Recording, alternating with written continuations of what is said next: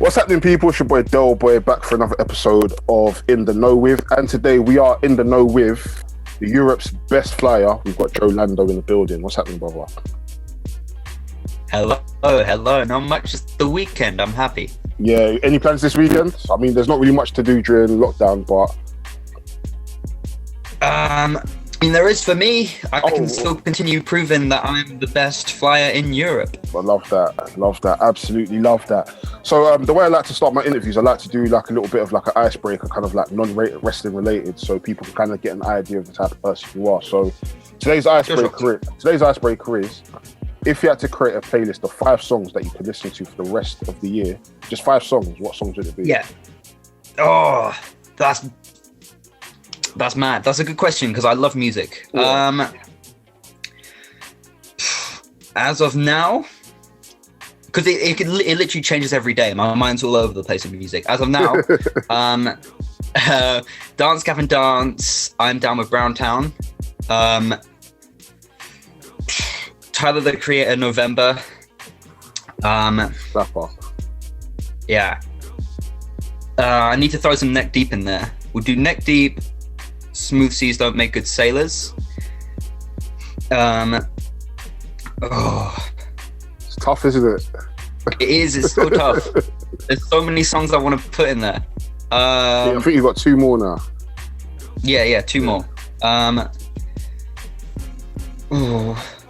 We'll put some Arctic Monkeys in there because I was listening to them a bit today with 505. Sweet. And then last one. Story So Far, because I love them. They're one of my favorite pop punk bands. Solo. We'll go with Solo.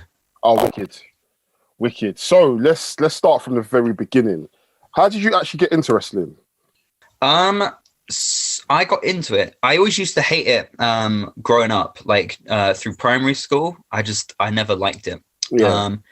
But like a lot of my friends did. And then as they transitioned out of it, as we moved to secondary school, I got into it because my brother actually brought it into the house. He started watching it.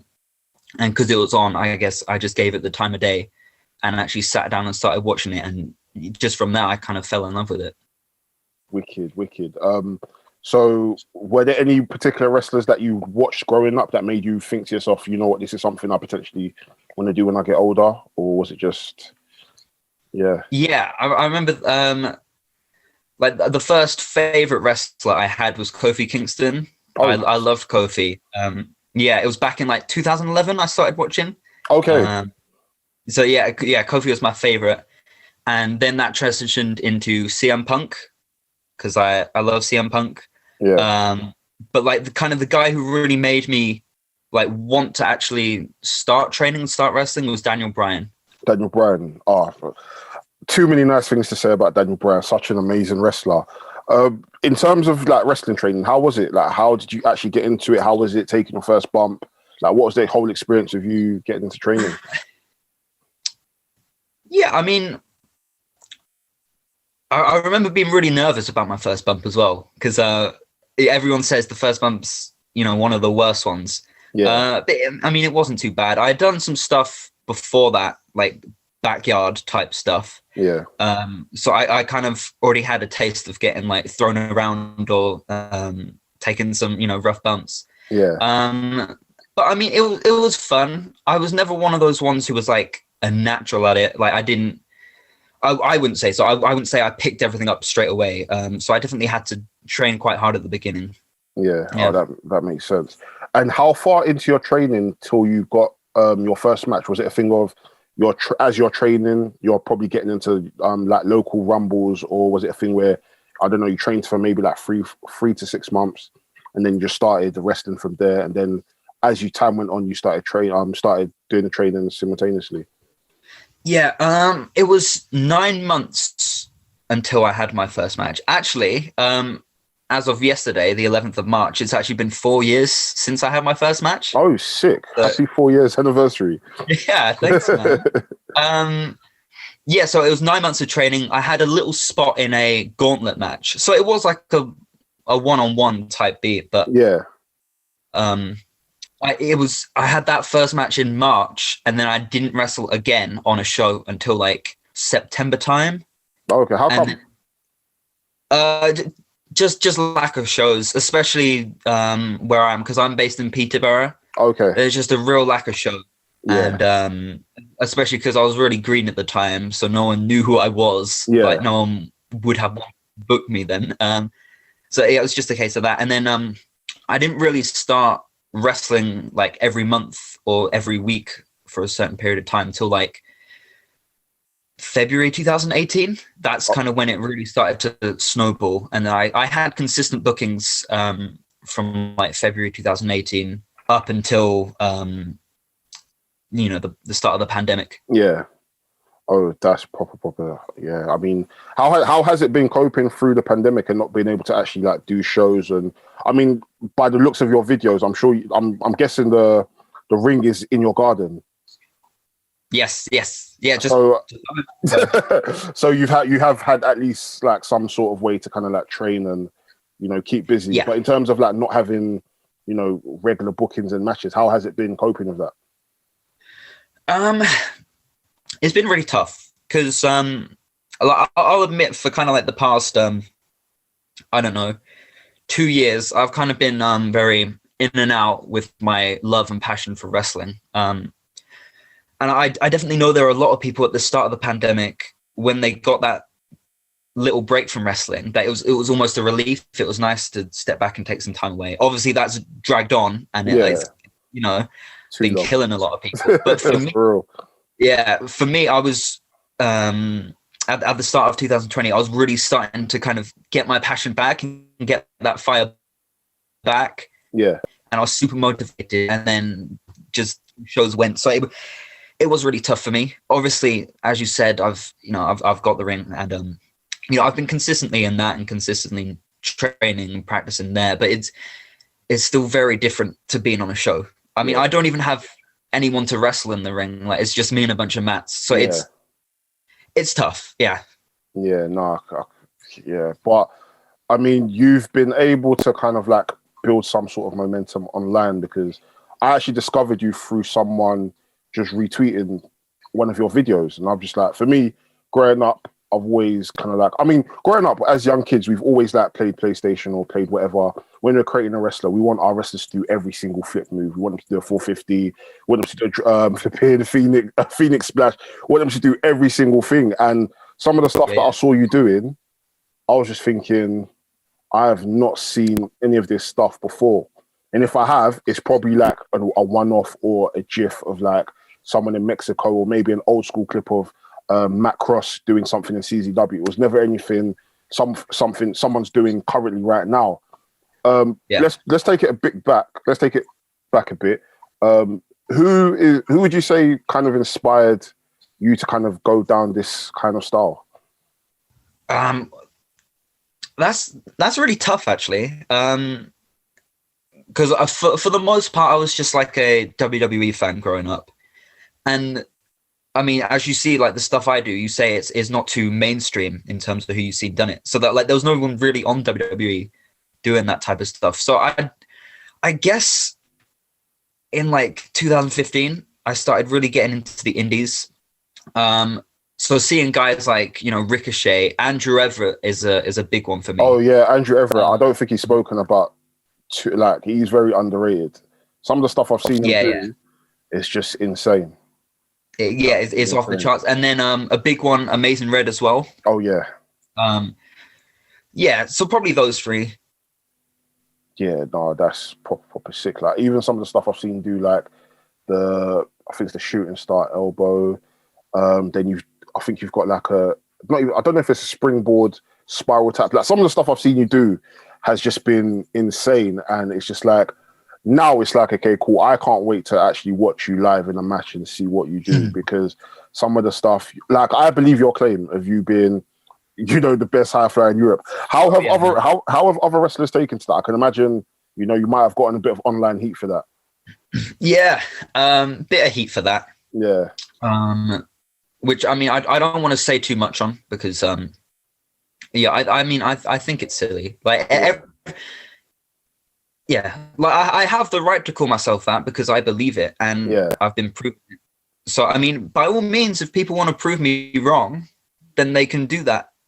But I don't think anyone can. Yeah, I mean, I think that's. I mean, if people are taking it to heart, I feel like it's crazy. It's just the nature of. It's the nature of wrestling. It's like rap music. Like everybody says they're the best. You know what I'm saying? And if you don't believe you're the best, then people that are going to be consuming either it's the music or watching you live, they're not gonna believe it, because if you don't believe it, and I mean, even if someone else was to come and say to you, you know what, you're not the best, I'm the best. I mean, I'm sure someone can book this match and say, you know what, this will be a good match because you're both good, and you know, but you know how people can be sometimes, especially on the internet. People can be very, very sensitive. Yeah. Yes. It is what it is at the end of the day. What have been some of your favorite moves that you'd say you've like innovated so far?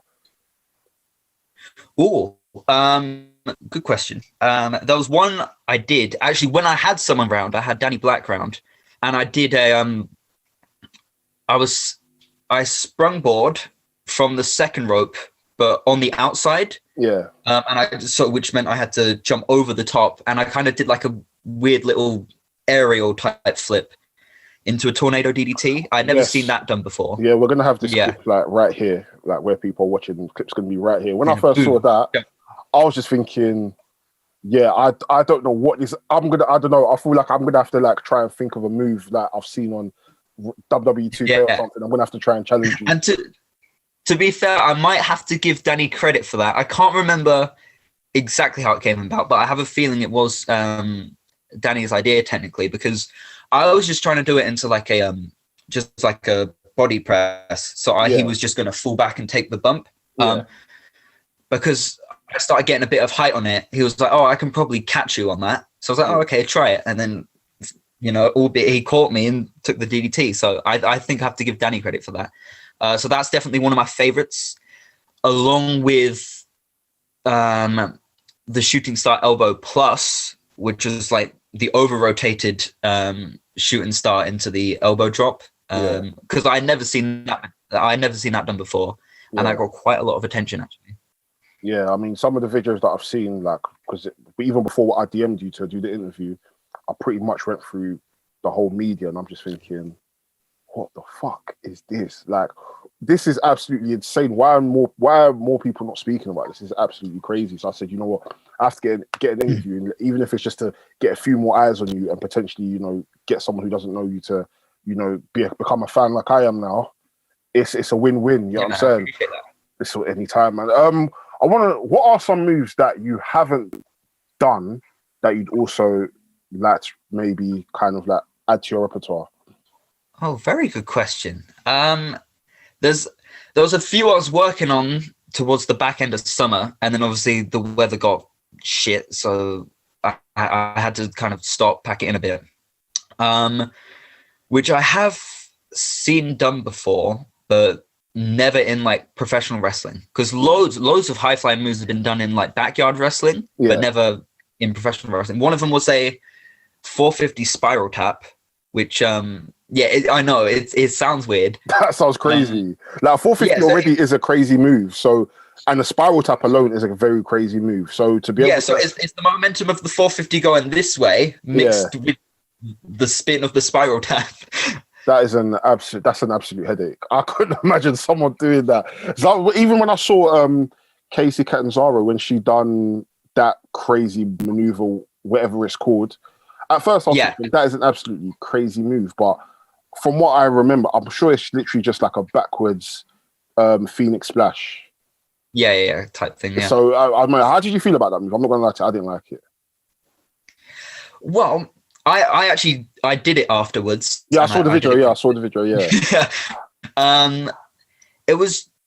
I like the fact she went for it and she tried it. It was just the delivery wasn't as good as it could have been, obviously, because she put her feet down and she kind of like landed on the girl's face. So it was just kind of cringeworthy to watch. But I mean, I appreciated the athleticism of it. And I appreciated her trying that, because no one else is doing that. So why not? Yeah, exactly. Yeah, I've never ever seen it before. So when I saw it and it done the rounds on social media, I was thinking, oh, this is crazy. Then when I actually watched the match and I see her do it again during the Dusty Rhodes Classic tournament, I saw it and I was thinking, I'm not going to lie to you, I actually don't really like the move, because when I first saw it, I initially thought, oh, the way she landed was a mistake.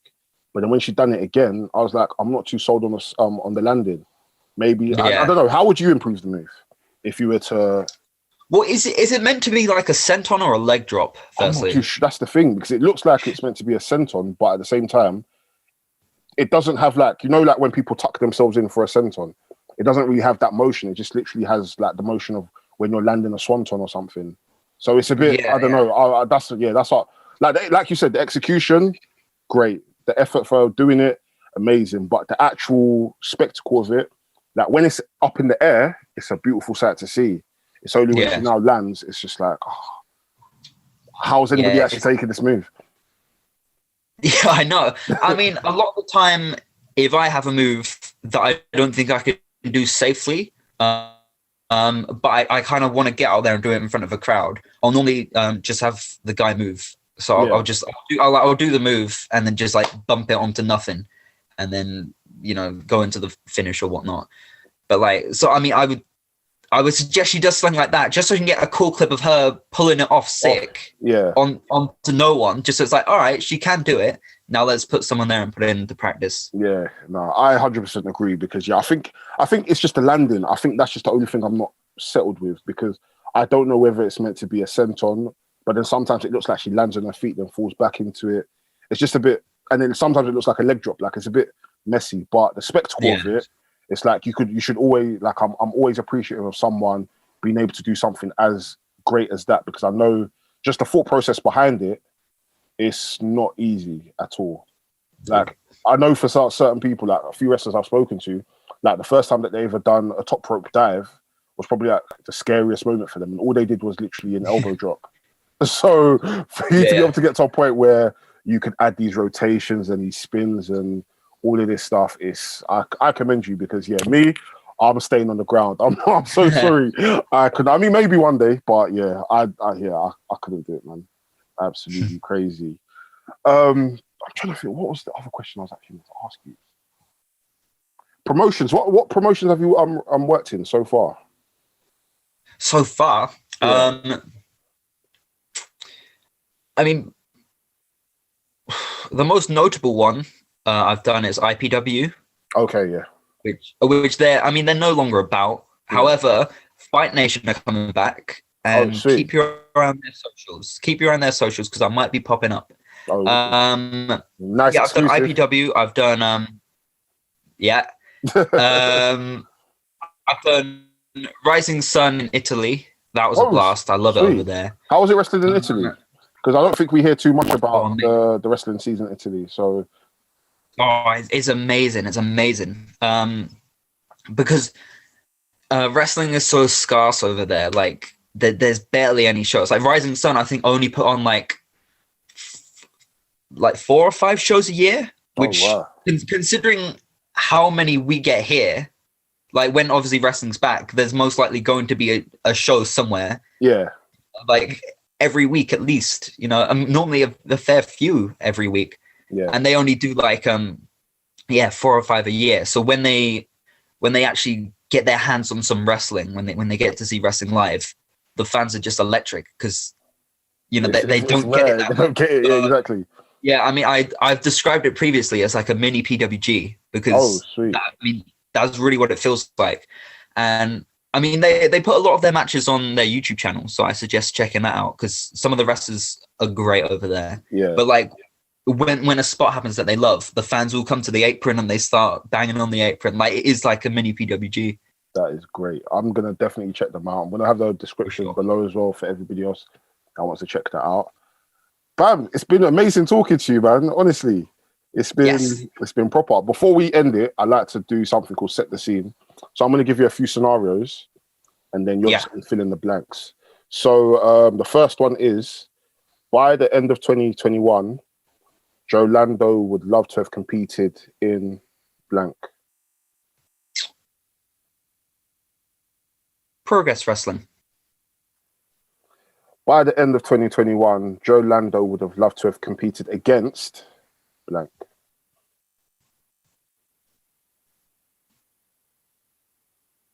This is a thinker. That's why I love it. Yeah. I'm trying to. I'll go with Callum Newman. Joe Lando is the best high flyer in Europe because blank.